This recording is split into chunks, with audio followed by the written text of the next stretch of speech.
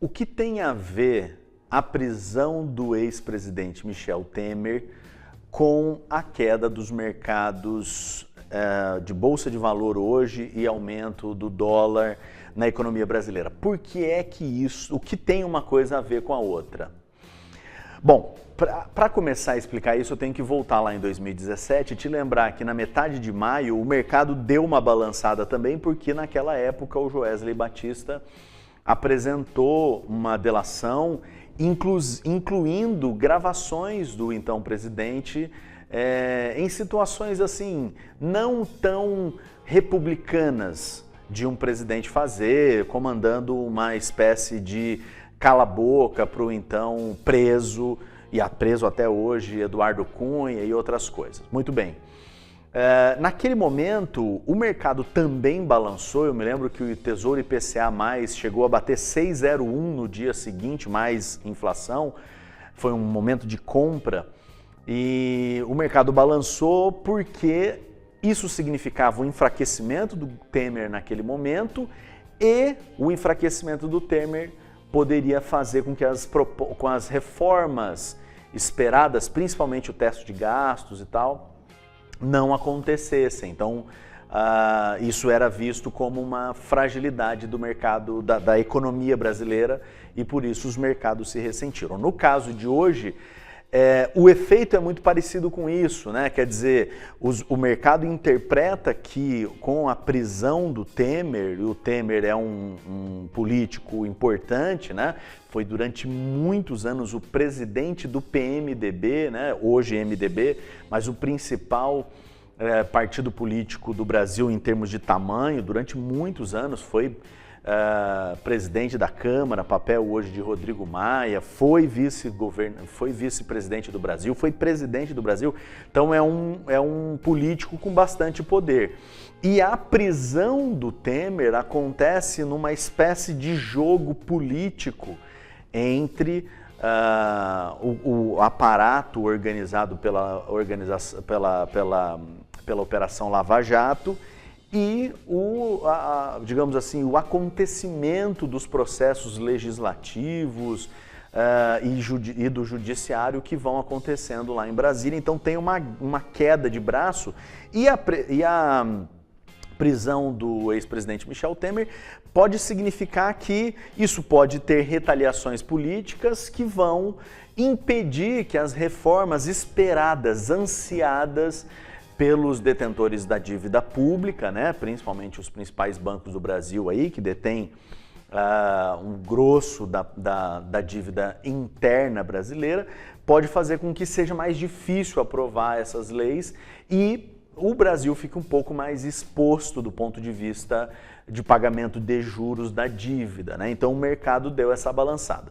No meu modo de ver, isso vai se amenizar com nos próximos dias, numa certa articulação, né? A gente vai precisar ver qual é a mensagem que vai vir do Legislativo em relação à Operação Lava Jato e qual vai ser a resposta do Judiciário. O que o Judiciário vai fazer com o Temer? Vai soltar, não vai soltar, vai manter preso?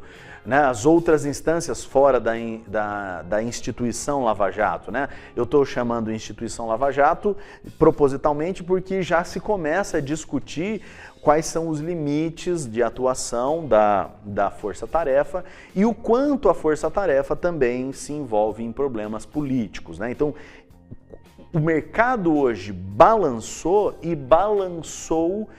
por uma explicação que é um pouquinho mais, ela está num degrau um pouquinho mais abaixo do que você vai ver de maneira ampla no noticiário, né? Porque as notícias dos jornais, elas vão dar entre aspas, os fatos, mas é a percepção do jornalista sobre o fato. Então, se você ligar numa rádio tipo a Jovem Pan, ela vai dizer que ela vai dar uma visão para isso. Se você ligar numa outra rádio ou você assistir um outro jornal, ele vai dar um outro enfoque, cada um vai puxar para um lado. Mas nenhum desses lados explicam de fato o que está acontecendo.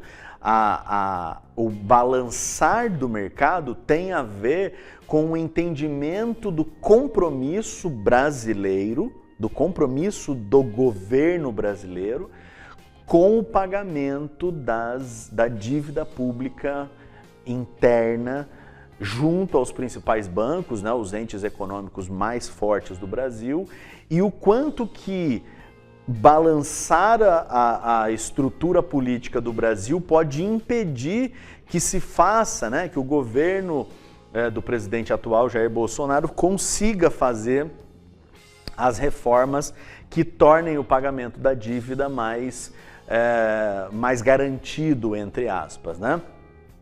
O Brasil tem uma dívida trilionária, né? Ela oscila aí, mas ela é ao redor de 3, 4 trilhões de reais, e essa oscilação do valor da dívida tem uma implicação clara: dívida versus a taxa de juros, que foi mantida ontem, né, na reunião do Copom, por 6,5% ao ano. Então, dívida mais a taxa de vezes a taxa de juros, você tem um total de juro que é pago sobre essa dívida anualmente, mais ou menos aí 400 bilhões de reais, né? Não chegou ainda a 400 bilhões de reais, mas deve caminhar para fechar em 400 bilhões de reais, e o Estado precisa funcionar de tal maneira que consiga continuar pagando esses juros.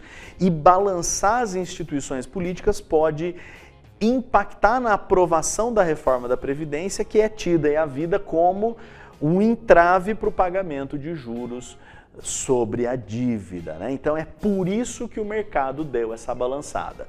Então, mais ou menos, a gente tem 3 grandes áreas, né? Você tem uma área, por sobretudo, que é o mercado financeiro, o ente econômico, o mercado, os bancos principalmente, e todas as ramificações vindas daí, com uma instância de poder suprapartidária, supra-ideológica, né, interessada na manutenção do seu negócio, que é o recebimento de juros da dívida.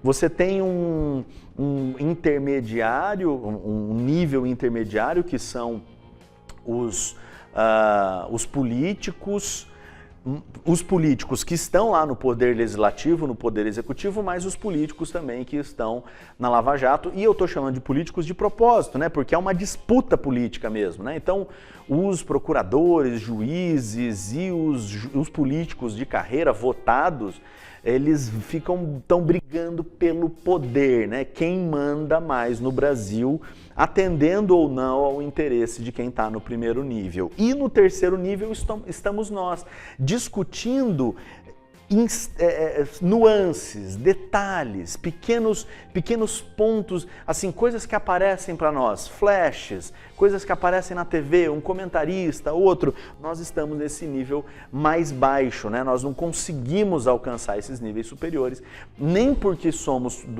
de nenhuma dessas corporações, nem deputado, nem senador, nem um ministro. Nós não somos desse nível, e nem corporativo do ponto de vista de procuradores, juízes, enfim, nós não somos desse nível, e também nós não somos nenhum dos banqueiros, né? Então, quando a gente vê essas coisas acontecendo, falta para nós a clareza de qual é o porquê uma coisa leva a outra. Uma coisa leva a outra, né? A prisão do Temer leva a um balanço no mercado financeiro, porque ele é um político importante, e sendo um político importante, essa disputa no segundo nível pode criar algum problema de longo prazo para que o nível superior continue recebendo o seu dinheiro de dívida, né? E é isso que faz os mercados já anteverem e aí criarem, né, essas complicações que nós vemos. Eu posso até explicar essas complicações mais em outros vídeos, mas por enquanto é só para fazer um comentário do dia de hoje, o que aconteceu no dia de hoje aqui na economia brasileira. Tá bom? Um abraço. Tchau.